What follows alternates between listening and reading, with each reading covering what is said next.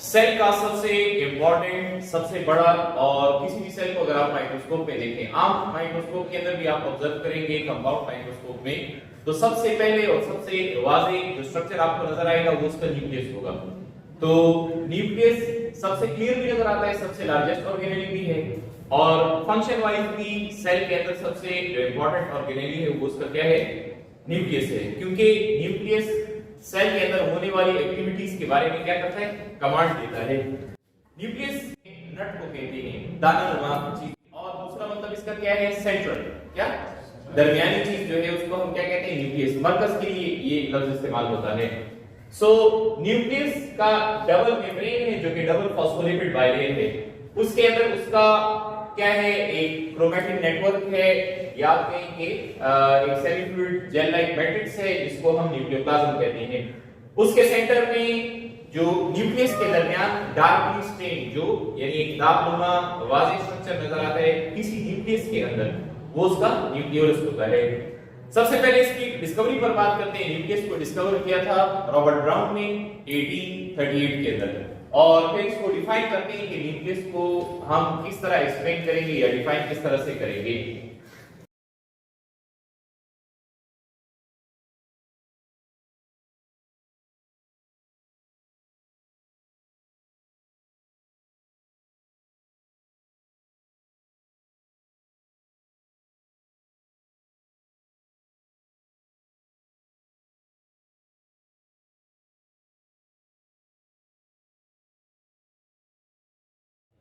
चलिए ये देखिए, हमने कहा कि न्यूक्लियस क्या है, सबसे लार्जेस्ट और मोस्ट प्रोमिनेंट। प्रोमिनेंट का मतलब क्या है, प्रोमिनेंट का मतलब है सबसे वाज़ेह नजर आने वाला ऑर्गेनेल। अब लार्जेस्ट को हमने क्यों कहा, तो पूरे सेल का क्या, पूरे सेल का न्यूक्लियस क्या करता है, 10% जो मास है वो न्यूक्लियस पर मुश्तमिल होता है। यानी सेल अगर पूरा सेल 100% तो उसका कितना, 10% मास ऑफ सेल, राइट। अच्छा, organelle which control the activities of cell, यानी न्यूक्लियस में ऐसी क्या खास बात है कि वो सेल की एक्टिविटीज कंट्रोल करता है। तो इसके अंदर क्या है, क्रोमोसोम जो कि डीएनए और एक्सट्रोन प्रोटीन से बने हुए हैं।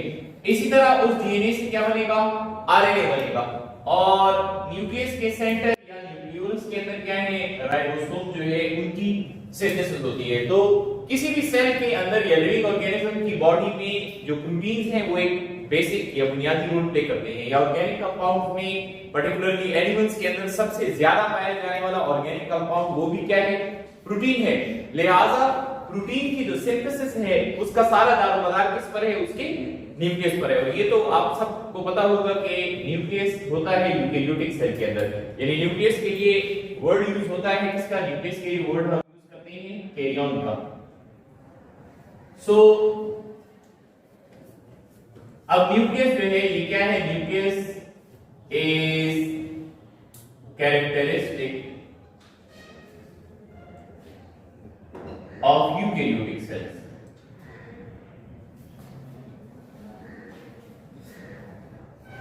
ये कैरेक्टरिस्टिक है किसका, यूकेरियोटिक। प्रोकैरियोट के अंदर जैसे बैक्टीरिया है, आर्किया है, उसके अंदर न्यूक्लियस नहीं होता। तो ये वो चीजें हैं जिसकी वजह से न्यूक्लियस सबसे इंपॉर्टेंट या मेन ऑर्गेनेल है। अब ये कि सेल्स में न्यूक्लियस की मौजूदगी या न्यूक्लियस 1, 2 या उससे ज्यादा भी हो सकते हैं। यानी इस ऑर्गेनेल की अगर पोजीशन की हम बात करें कि न्यूक्लियस कहां पर होता है, तो जैसे हमने बताया कि न्यूक्लियस का मतलब क्या है, सेंट्रल है। तो एनिमल्स में क्या होता है, एनिमल्स एंड प्रोटोजोन्स के अंदर ज्यादातर इसकी पोजीशन क्या होती है, ये सेंटर में होता है। कहां पर होता है, सेंटर में। जबकि प्लांट्स में प्रेजेंट ऑन साइड या पेरिफेरी आप कह लें, सही word, due to large vacuum.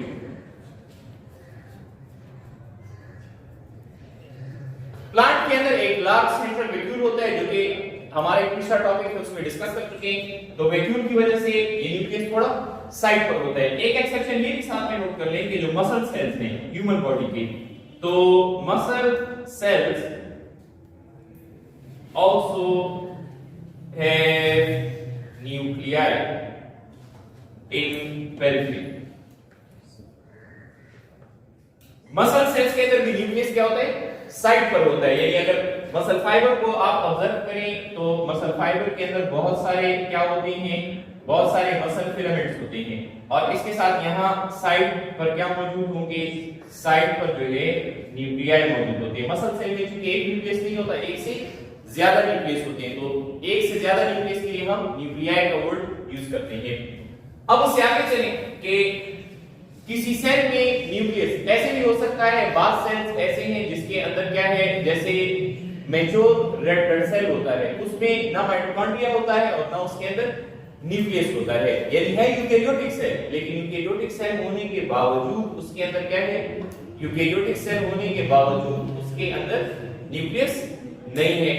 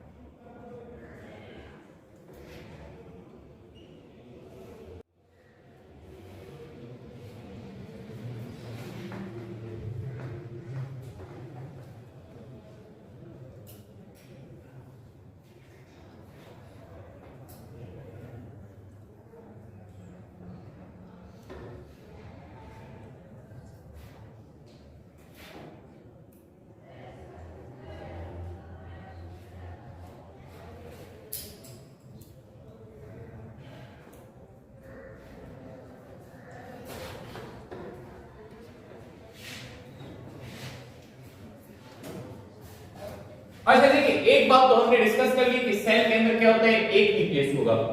दूसरी बात हम उसके साथ क्या डिस्कस कर रहे हैं, दूसरी चीज ये डिस्कस कर रहे हैं कि किसी सेल में न्यूक्लियस नहीं हो सकता, जैसे मैच्योर रेड ब्लड सेल, लेकिन एक कंडीशन ये है कि एक नहीं है, दो न्यूक्लियाई हैं। क्या है, दो। तो इसकी example vast plant cells, human body के अंदर इम्यूनिटी कुव्वत मुदाफियत प्रोवाइड करने वाले सेल्स जिनको न्यूट्रोफिल्स कहते हैं, और साथ में पैरामीशियम एक यूनिसेलुलर ऑर्गेनिज्म है, एनिमल लाइक प्रोटिस्ट है जिसको प्रोटोजोन कहते हैं, उसके अंदर भी दो न्यूक्लियस होते हैं।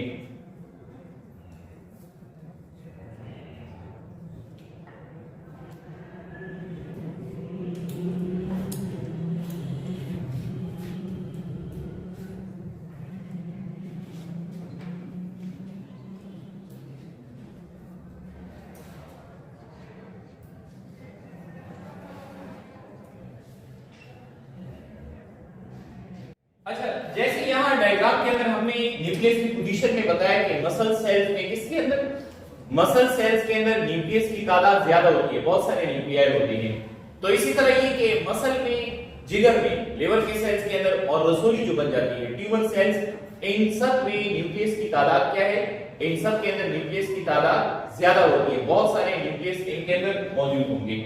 अब उसके बाद अगली चीज की तरफ आते हैं कि न्यूक्लियस को हम अगर पार्ट्स में तकसीम करें तो देखिए तीन हिस्सों में हम इसको तकसीम करेंगे। एक इसका क्या कहलाएगा, एक इसका बाहरी वाला पार्ट है जिसको हम न्यूक्लियर एनवेलप कहते हैं। क्या कहते हैं, न्यूक्लियर एनवेलप। और दूसरे नंबर पे क्या है, दूसरे नंबर पे इसका ये सेंट्रल पार्ट है जिसको हमने कहा कि ये क्या है, न्यूक्लियोप्लाज्म है। और न्यूक्लियोप्लाज्म के बाद ये सेंट्रल, इसका क्या है, दिस सेंट्रल इज न्यूक्लियोलस। तो nucleolus, nucleoplasm and nuclear envelope, ये तीन इसके मेजर पार्ट्स हैं।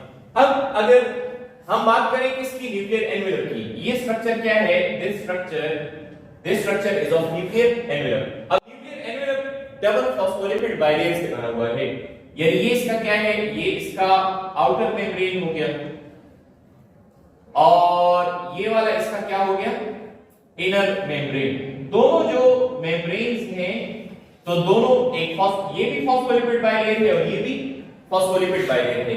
लेकिन न्यूक्लियस का ये जो न्यूक्लियर एनवेलप है ये कंटीन्यूअस नहीं होता, ठीक है, यानी इसके दरमियान में क्या है, इसके दरमियान में न्यूक्लियर पोल्स मौजूद है। क्या मौजूद है? Nuclear pole. जैसे कि हमने यहां ये बताया है, ठीक है, this is also a nuclear pole. अब ये जो न्यूक्लियर पोल है ये इस मेम्ब्रेन को क्या बना रहा है? नॉन कंटीन्यूअस बना रहा है। तो न्यूक्लियर एनवेलप को डिस्कस करते हैं कि इसमें क्या क्या चीजें हैं।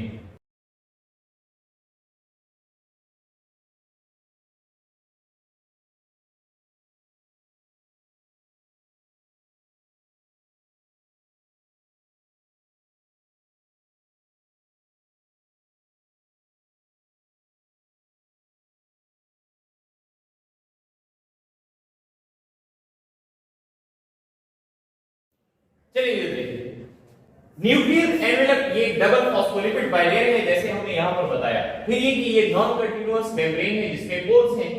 एक पोल का डायमीटर 30 से लेकर 100 नैनोमीटर तक होता है और बड़े कंपोनेंट्स जैसे मिसाल के तौर पे राइबोसोम की सिंथेसिस अगर न्यूक्लियस के अंदर हुई तो ये न्यूक्लियस से बाहर आएगा न्यूक्लियर पोर के जरिए, या मैसेंजर आरएनए भी न्यूक्लियर पोर के जरिए आता है। अब चूंकि ये डबल मेम्ब्रेन है तो इसके साथ बाहर क्या मौजूद होगा?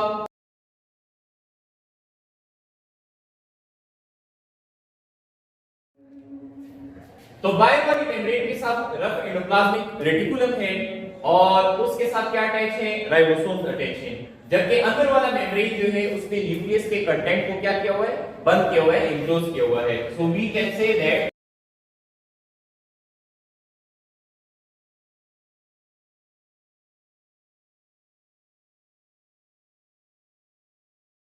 जो न्यूक्लियोप्लाज्म है उसको एनक्लोज किया हुआ है, किसने? उसको एनक्लोज किया हुआ है इनर मेम्ब्रेन में। बात साथ इनर मेम्ब्रेन के साथ इंटरमीडिएट फिलामेंट्स भी होते हैं जो कि उसको शेप भी प्रोवाइड करते हैं और न्यूक्लियस को एंकरेज भी देते हैं।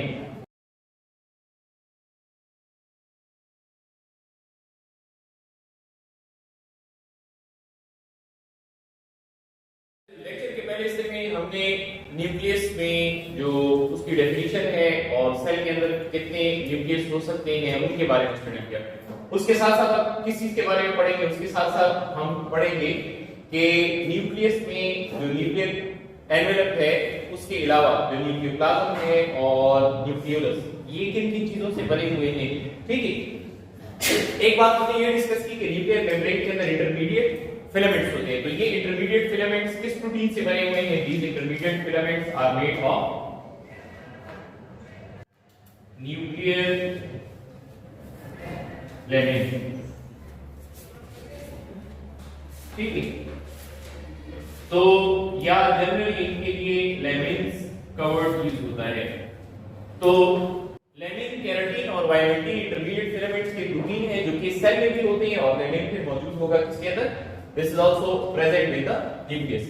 अब अगली चीज जो हम यहां पर देख रहे हैं वो क्या है? वो यहां पर ये न्यूक्लियोप्लाज्म है और इसके सेंटर में क्या है? न्यूक्लियोलस। पहले न्यूक्लियोलस को कवर करते हैं।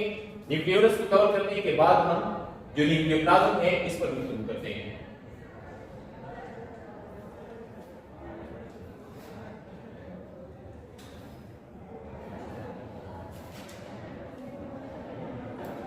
किसी भी न्यूक्लियस को अगर आप देखें या खास तौर पे ये नजर आएगा किसमें? तो न्यूक्लियोलस जो है this is observable in electron microscope, observable in electron microscope, यानी आम माइक्रोस्कोप में ये इजीली आपको नजर नहीं आता।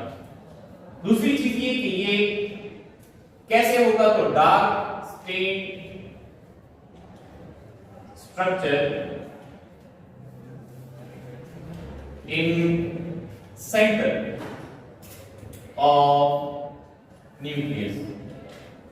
किसी भी न्यूक्लियस के सेंटर के अंदर आपको जो डार्क स्टेट स्ट्रक्चर नजर आएगा तो वो किसका होगा? न्यूक्लियोलस का होगा।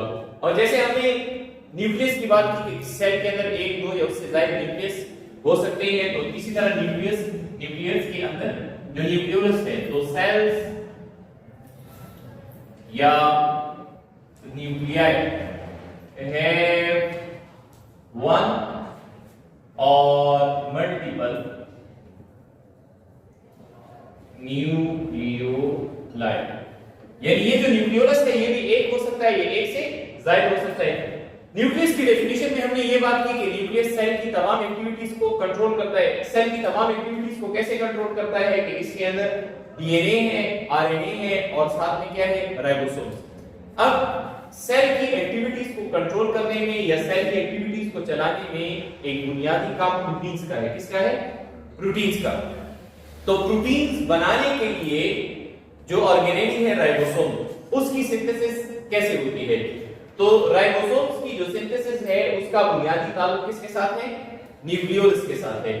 पहली बात ये नोट कर लें कि न्यूक्लियोलस के दो रीजन्स हैं। यानी अगर हम कहें कि एक इसका क्या है, जैसे यहां पर हमने बनाया बाहर का रीजन है जो क्या होगा, बाहर का रीजन है जो कि दानेदार सा है। ग्रेन दाने को कहते हैं, ग्रेनुलर का मतलब क्या है? दानेदार। तो ये इसका बाहर वाला रीजन है, पेरिफेरल ग्रेनुलर रीजन। और दूसरे नंबर पे क्या है? दूसरे नंबर पे इसके सेंटर के अंदर है जो कि क्या है? फिब्रिलर रीजन है। This is central fibrillar region. दोनों रीजन्स के अंदर क्या है? दोनों रीजन जो है उसके अंदर अलग अलग क्या है?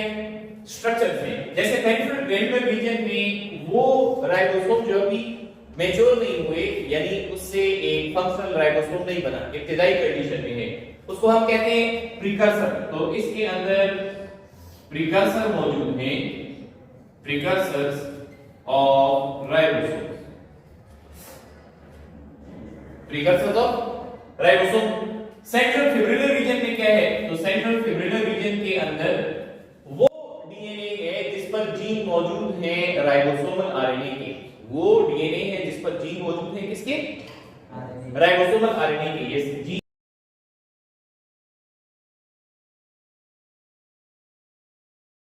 इसको आपकी बुक में क्या लिखा हुआ है? आरडीएनए लिखा हुआ है, ठीक है। यानी ऐसा क्या? ऐसे डीएनए जीन्स जिसने राइबोसोमल आरएनए बनाना है। क्या बनाना है? Ribosomal RNA. तो बुनियादी तौर पर क्या है? बुनियादी तौर पर राइबोसोम दो ही चीजों से बनता है। एक इसके अंदर राइबोसोमल आरएनए है, दूसरा इसमें राइबोसोमल प्रोटीन्स हैं। तो वो प्रोटीन्स, उसका कोड और साथ में क्या? आरएनए। इन दोनों का ओरिजिन भी क्या हुआ? तो इन दोनों का ओरिजिन भी न्यूक्लियोलस हुआ। क्या हुआ? न्यूक्लियोलस। अब आते हैं कि यानी एक तरफ क्या है? एक तरफ न्यूक्लियर एन्वेलप है, दूसरा क्या है? न्यूक्लियोलस है। और ये दरमियान में सारे का सारा क्या है? दरमियान में ये सारे का सारा जो है दिस इज न्यूक्लियोप्लाज्म। दरमियान में ये सारा क्या है? न्यूक्लियोप्लाज्म है।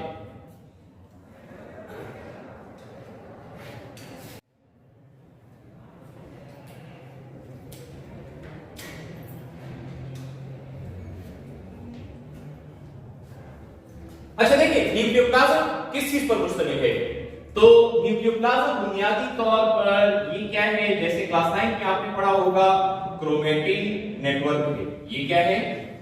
Chromatin network. क्रोमेटिन नेटवर्क के साथ दूसरी चीजें क्या होंगी? तो क्रोमेटिन नेटवर्क के साथ दूसरी चीजें एंजाइम होंगे।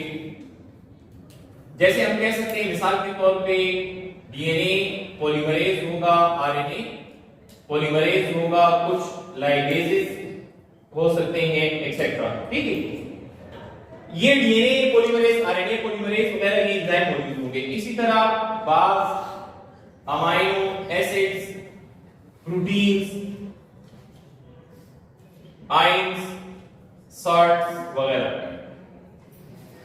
अब इसके अंदर जो सबसे अहम चीज हमने समझनी है वो क्या है? सबसे अहम चीज जो हमने समझनी है वो ये है कि ये क्रोमेटिन नेटवर्क क्या चीज है? क्रोमेटिन नेटवर्क क्या चीज है? तो क्रोमेटिन नेटवर्क असल में किसका? क्रोमेटिन नेटवर्क न्यूक्लियस के अंदर एक न्यूक्लियोप्रोटीन कॉम्प्लेक्स है। क्या है?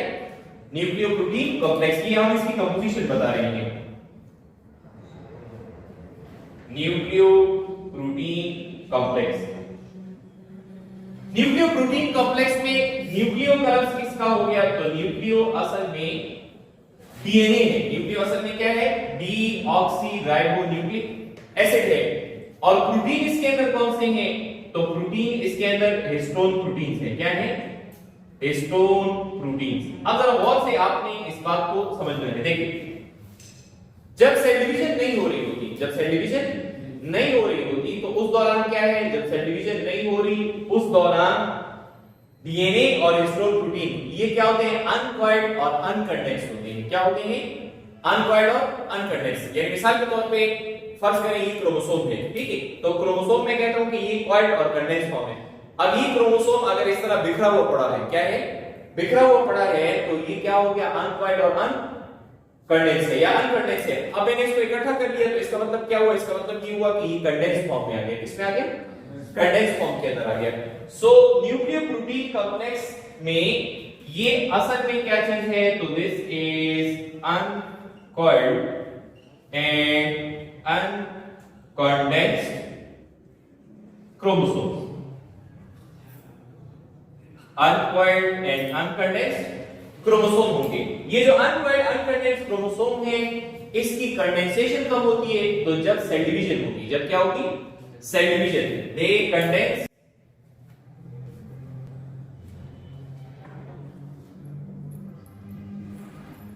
To form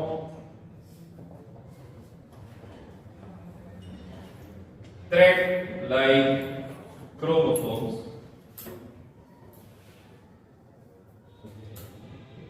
during cell division। तो ये जो स्ट्रक्चर हम क्रोमोसोम का बनाते हैं, कौन सा, ये वाला स्ट्रक्चर हम बनाते हैं कि दिस इज ए क्रोमोसोम। ये क्या है, क्रोमोसोम। तो क्रोमोसोम का ये जो स्ट्रक्चर है ये आपको कब मिलता है, क्रोमोसोम का ये स्ट्रक्चर आपको नजर आएगा during the cell division. Cell division से पहले वो क्या होगा, तो अनकॉइल्ड और अनकंडेंस्ड फॉर्म के अंदर मौजूद होगा इनसाइड द न्यूक्लियोप्लाज्म। तो न्यूक्लियोप्लाज्म बुनियादी तौर पर क्रोमैटिन नेटवर्क है, और क्रोमैटिन हमने इसको किस वजह से कहा कि इसके अंदर क्या मौजूद है, क्रोमोसोम्स अनकॉइल्ड और अनकंडेंस्ड है।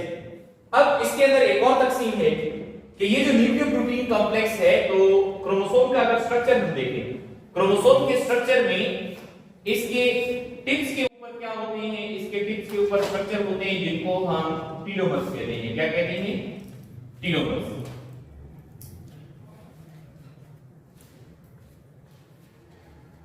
These are telomeres।